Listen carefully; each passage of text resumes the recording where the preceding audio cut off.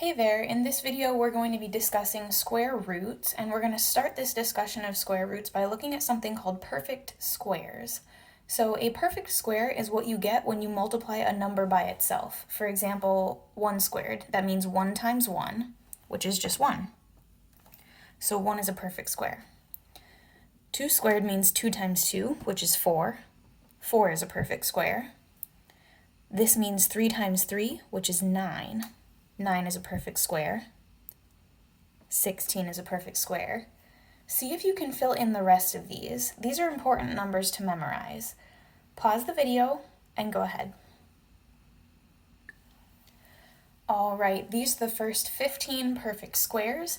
Anytime that you are coming into a math problem that involves one of these numbers, you should kind of be thinking to yourself, hey, that's a perfect square. I might be dealing with square rooting or something like that. So again, try to memorize as many of these first 15 perfect squares as you can, because it's really going to be useful. Let's try a problem, a different one, with a square root. Okay, take a look at these problems. So there's a very special property with division of square roots. So what it is that I'm allowed to kind of separate the division that's going on right here into 2 square roots. So I could call this root 25 over root 64. So 2 separate square roots instead of one big one. And then it's so easy because we know what the square root of 25 is and what the square root of 64 is. Square root of 25 is 5. Square root of 64 is 8. And that's our final answer. It's not reducible. 5/8 is the final answer for that one. In this one, I should be thinking about, okay, I would have square root of 1 divided by square root of 81. Square root of 1 is just 1. Square root of 81 is 9. 1/9. Pause the video and try the other ones. Okay, so in this one, square root of 9 is 3. Square root of 16 is 4, so I get 3/4. Square root of 144 is 12, while the square root of 49 is 7. That's not reducible, so 12/7 is your answer. This bottom one is a little bit different, so I take the square root of 100, I get 10. I take the square root of 36, and I get 6, but notice, this is still reducible. They both have a factor of 2 in common, so I could reduce that by dividing by 2 and get 5/3.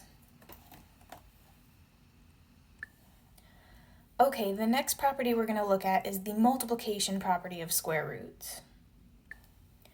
And what the multiplication property tells us is that we are allowed to kind of break up square roots into 2 multiplications. And when we do that, we want to try and look for a perfect square that would go into it.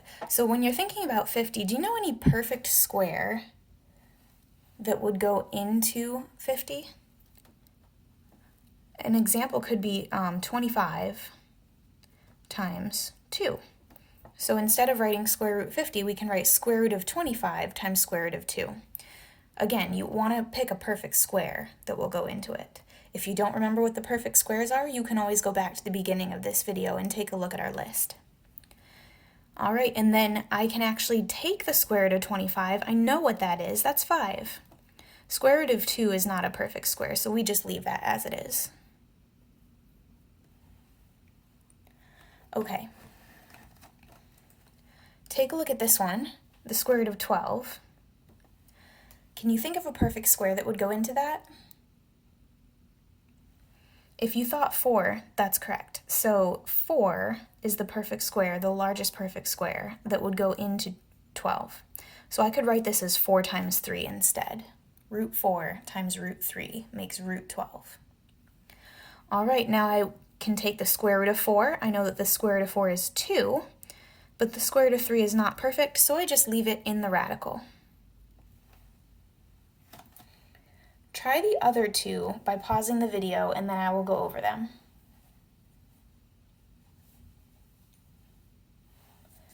Okay, for 32, the perfect square of 16 is the largest one that goes into it, because it's 16 times 2. The square root of 16 is 4, and then root 2 is not a perfect square, so you just leave it as root 2. The biggest perfect square that goes into 20 is actually 4. It's 4 times 5. So I would write that root 4 times root 5 is root 20. I can take the square root of 4, that's 2. And then the square root of 5 is not a perfect square, so I just leave it in the root.